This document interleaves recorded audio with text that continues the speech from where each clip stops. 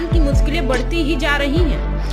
अब ACMM 3 court के पेश कर कामिनी ने मंत्री राकेश सचान समेत 3 लोगों के खिलाफ कोतवाली थाने में FIR के लिए तहरीर दी है। पूरे मामले में पुलिस ने जांच पड़ताल शुरू कर दी है। पुलिस अधिकारी ने बताया, जांच में जो निकल कर आएगा उसी के आधार पर आगे में कार्यवाही की जाएगी। यूपी सरकार में मंत्री राकेश सचान के खिलाफ 35 साल पहले पुराने मामले में मुकदमा दर्ज किया गया था। तब से मामला कोर्ट में विचाराधीन था। मुकदमे के पुराने मामले में आज फैसला आना था। पूरा मामला ACMM 3 आलोक यादव के कोर्ट में है। फैसला आने से पहले मंत्री राकेश सचान कोर्ट पहुंचे। आरोप है कि फैसला सुनाने से पहले ही राकेश सचान मौके से भाग निकले। उनके वकील ने ऑर्डर कॉपी छीनने की कोशिश की। हालांकि ऑर्डर कॉपी छीनने की पुष्टि किसी ने नहीं की, लेकिन कस्टडी में लेने से पहले ही मंत्री राकेश सचान भाग निकले। मामले ने तूल पकड़ा और राकेश सचान के खिलाफ कोर्ट के पेशकार ने कोतवाली थाने में तहरीर दी है। ज्वाइंट कमिश्नर आनंद प्रकाश तिवारी ने बताया कि तहरीर कोर्ट पेशकार ने मंत्री राकेश सचान के खिलाफ दी है, जिसमें फैसला सुनाने से पहले भाग जाने, विवाद जैसी बात लिखी है। मामले की जांच की जा रही है। CCTV फुटेज चेक किए जाएंगे। ACP कोतवाली की रिपोर्ट के आधार पर आगे की कार्रवाई की जाएगी। राकेश सचान के खिलाफ क्या तहरीर आई अदालत की तरफ से? देखिए, हमें डिस्ट्रिक्ट कोर्ट से एक लेटर मिला है एंड हम उस लेटर के कंटेंट से पूरी तरह से हमने कंटेंट को एग्जामिन किया है, हमने देखा है और हमने कंसर्न लोगों से बातचीत भी की है। चूँकि अभी इस कंटेंट में बहुत कुछ ऐसा है जिसको एग्जामिन करने की आवश्यकता है, जिसको इंक्वायर करने की आवश्यकता है। हम कोशिश कर रहे थे कि सारे लोग हमें अभी मिल जाएं, बट बहुत से ऐसे जो है स्टेक होल्डर्स हैं जिनके मोबाइल ऑफ हैं, बहुत से ऐसे लोग हैं जो अवेलेबल नहीं हो पा रहे हैं।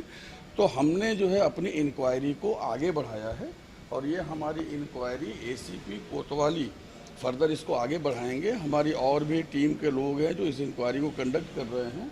तो once inquiry will be completed, जो भी उसका आउटकम होगा, जो भी उसमें इंग्रेडिएंट्स होंगे, जो भी लीगली हमें आगे जाने के लिए इंग्रेडिएंट्स मिलेंगे, हम विधि के अनुसार उसमें आगे बढ़ेंगे। जो तहरीर मिली है उसमें क्या किस तरीके क्या कहा गया तहरीर में? देखिए, हमको वहाँ से जो लेटर मिला है वो लेटर जो कोर्ट है उनके पेशकार की तरफ से दिया गया है और उस लेटर में जो कंटेंट है उस कंटेंट को हमने देखा है। उसमें बताया गया है कि एक ऑर्डर था जिस ऑर्डर को वहाँ पे उस समय इशू किया गया था और ये बताया है कि कुछ लोग वहाँ थे जो चले गए। तो इसके पूरा का पूरा जो सिचुएशन है, सर्कमस्टांसेज है, वो अभी अंडर इंक्वायरी है, उसको हम एग्जामिन कर रहे हैं। कब तक FIR? नहीं, देखिए, हमें पहले इसमें जो इंक्वायरी करके कॉग्निजेंस क्या है, इसके इंग्रेडिएंट्स क्या हैं, उसको क्लियर करना पड़ेगा। Once it will be clear, once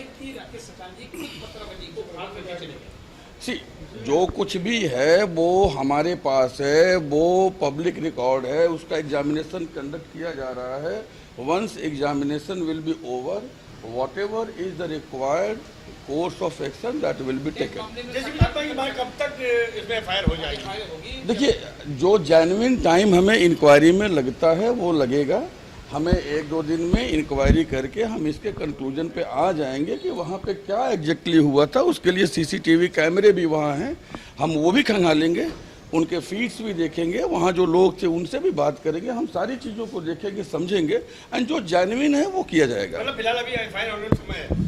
देखिए, हम पूरी चीज़ों को एग्जामिन कर रहे हैं। We are inquiring each and every detail. Once things will be clear, will go accordingly. क्या हम ये मान सकते हैं कि जांच के बाद FIR होगी? तहरीर आ गई है, जांच के बाद examination is going on. Once examination will be over, whatever will be the ingredient, जो भी गुण दोष के आधार पे हमें सामने तथ्य मिलेंगे, हम उसके हिसाब से आगे बढ़ेंगे। मंत्री राकेश सचान ACMM 3 की कोर्ट पहुंचे थे। पुराने मामले में फैसला सुनाने की बात सामने आई थी, लेकिन मंत्री राकेश सचान की अचानक तबीयत खराब होने पर वह चले गए। अगली तारीख के लिए एप्लीकेशन दी गई है, जिसे जज ने रख लिया है और फाइल मंत्री के भागने वाली बात गलत है।